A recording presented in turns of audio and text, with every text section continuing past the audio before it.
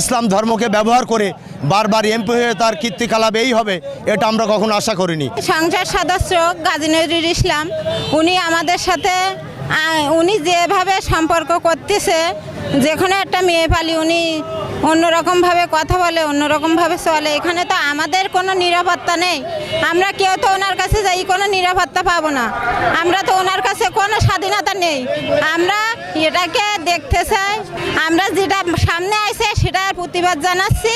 আমাদের আকুল আবেদন যেন প্রধানমন্ত্রী এটাকে নিজ হাতে ব্যবস্থা নেয়, নিজ হাতে যেন এটাকে, আমরা এনাকে আর চাই না, আমরা এনাকে পদত্যাগ চাই। আমাদের যে এমপি হয়েছে সেই এমপি কোনো মহিলাদের নিরাপত্তা দিতে পারে না।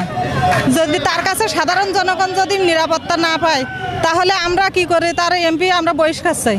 আমরা আজকে আসলে লজ্জিত যে আমাদের শ্যামনগরের দীর্ঘ 4 লক্ষ মানুষের প্রতিনিধি হয়ে এমন একটা ধর্ষক আমাদের নেতা থাকবে এটা আমরা আশা প্রকাশ করি না, এবং আমরা সাথে সাথে এর পথকে শূন্য করে এই আসনে আবার পুনরায় নির্বাচন চাচ্ছি।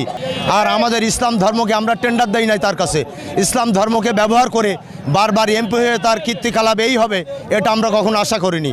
যাই হোক, আমরা এই আসনে তার পথকে শূন্য করে তার উপযুক্ত বিচার দাবি করে এই পদে আমরা আবার নির্বাচন চাচ্ছি।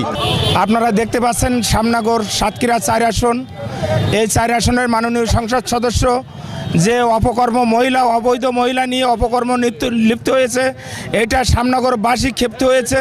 শ্যামনগরবাসী এর প্রতিবাদ চায়, শ্যামনগরবাসী এইরকম লোককে সংসদ সদস্য থেকে অবসর চায়।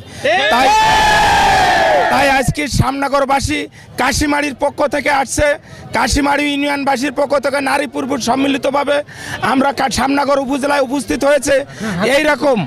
এইরকম সংসদ সদস্য যেন ভবিষ্যতে এই শ্যামনগর উপজেলায় আর যেন কোন সংসদ সদস্য না হতে পারে, আমরা তার নিন্দা প্রতিবাদ জানাই।